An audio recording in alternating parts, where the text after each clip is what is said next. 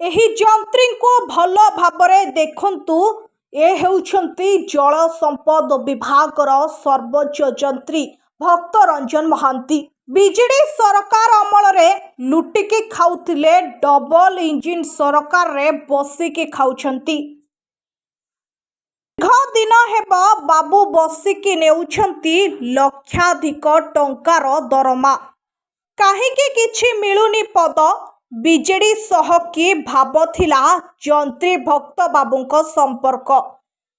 ଜାଣିପାରିଲେନି ମୋହନ ବାବୁ କାହିଁକି ସର୍ବୋଚ୍ଚ ଯନ୍ତ୍ରୀ ପଦରୁ ବାହାର କରିଦେଲେ ମୁଖ୍ୟମନ୍ତ୍ରୀ? ପୂର୍ବ ସରକାର ମାୟା ଛାଡ଼ି ନଥିଲେ କି ଯନ୍ତ୍ରୀ ଭକ୍ତ ବାବୁ?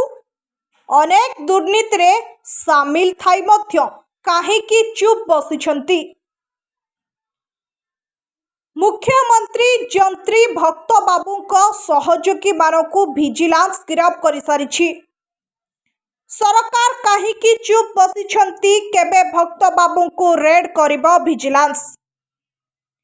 ଡବଲ ଇଞ୍ଜିନ ସରକାର ଖସିଯିବେ କି ଭକ୍ତ ବାବୁ? ତାକୁ ନେଇ ବଡ଼ ବଡ଼ ବୁଦ୍ଧିଜୀବୀ ମହଲରେ ଚର୍ଚ୍ଚା। ଯଦିଓ ଭକ୍ତ ବାବୁଙ୍କ ଉପରେ କିଛି କାର୍ଯ୍ୟାନୁଷ୍ଠାନ ନ ନିଅନ୍ତି ସରକାର, ଆଗାମୀ ଦିନରେ ଯନ୍ତ୍ରୀ ଭକ୍ତ ବାବୁଙ୍କୁ ପରି ଓଡ଼ିଶାରେ ଅନେକ ଯନ୍ତ୍ରୀମାନେ ଏଭଳି ଦୁର୍ନୀତି ଜାରି ରହିବ। ମାନ୍ୟବର ମୁଖ୍ୟମନ୍ତ୍ରୀ ଭକ୍ତ ବାବୁଙ୍କୁ ଭିଜିଲାନ୍ସ ତଦନ୍ତ କରିବା ନିହାତି ଆବଶ୍ୟକ।